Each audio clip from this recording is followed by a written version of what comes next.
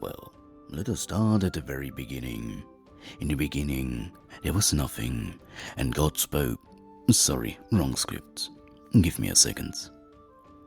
So, here we are, the very basics of language. Now, that sounds more like it. You see, in order to have a much easier time with languages, it does help to understand what it is. To be fair, you do not really need to know that. That is more my part, so that I can help you with any language. For you, it just means lay back and enjoy the show. I will do the work for you. You just keep watching my stuff, and be assured, I know what I'm mumbling into the microphone most of the time. You will quickly understand why my LAT, language acquisition technique, works so well. One thing to keep in mind, we linguists are not just people who studied languages for too long. I mean, yeah, we do this as well, but it is not the point here. One part of our field is the understanding of languages as a concept.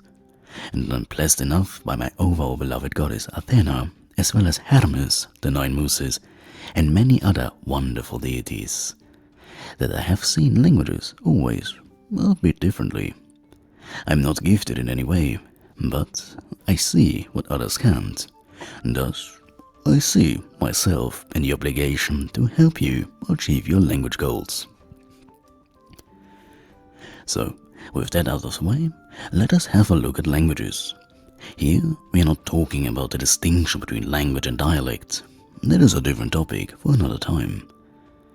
You see, a language is, at its core, a system of arbitrary, meaning there is no real reason behind, vocal or symbolic symbols that a social group uses to interact.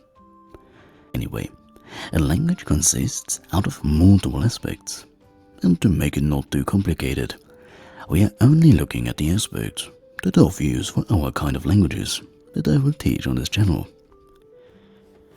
And those are four major parts. First, sounds, aka phonology. Basically, what sounds does any given language have? Second, word formation or morphology. How are the words built in any given language? Third, sentence structure or syntax. How do you order the words in any given language? And fourth, meaning. Here we have semantic and pragmatic. A small distinction. Semantic is the literal meaning of any given word, phrase, or sentence. But pragmatic is basically the same, but it takes the context as additional part to it. Now, there is of course much more to languages than this, but for us, that shall be enough. We are not going in depth and look at parts of speech, from Hockett, or the four maxims from Greece, quantity, quality, relation, manner. We are focusing on learning, or acquiring. Of course, I will talk about each of the main stuff, such as morphology or phonology, in more detail in dedicated videos as well. But even there, I will not touch the fields of Greece, Hockett, or others they like. I will only focus on language learning or acquisition, language history and development, as well as comparison, and other stuff I like. That is where I have my master in. So, let us now, as an example, dive a little bit deeper in one of the fields. Morphology. Here we can have a look at verbs. Those words that do stuff, or did stuff, or will do stuff. Maybe. They consist out of 5 main properties. And that is something very important, as it will help us quite a lot. So, first, tense basically indicates the time stuff happens. Then, number, usually either singular or plural, sometimes also dual.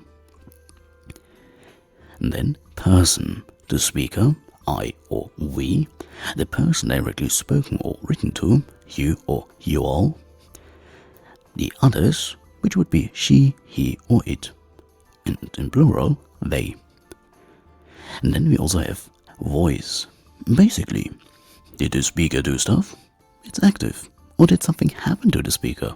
It's passive. And lastly, mood. And this expresses the attitude or manner. So, indicative, the standard one. For example, she reads a book. Imperative and subjunctive. This we have, for example, in if clauses. And lastly, for this short video, how does my LAT work with that? Here, somewhere in the community tab or in the pinned comment is a PDF about my LAT. So, I will not go too much in depth. My language acquisition technique, or LAT, consists mainly out of 3 techniques. 2 of which are my own creation. The third one is a well-known one, but I modified it to my needs. And yes, I do like complicated sounding names. Sorry for that. Beginning with 4D grammar mapping, basically 4D storytelling. In short, imagine grammar not as a list of rules, but as a part of a living mental theater, with different grammatical aspects or emotion, aka in context. Then, grammar blueprint or abstract grammar.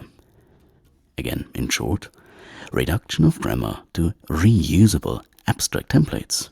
Basically, building blocks that you can stack together and build your own temple. It is speaking or writing.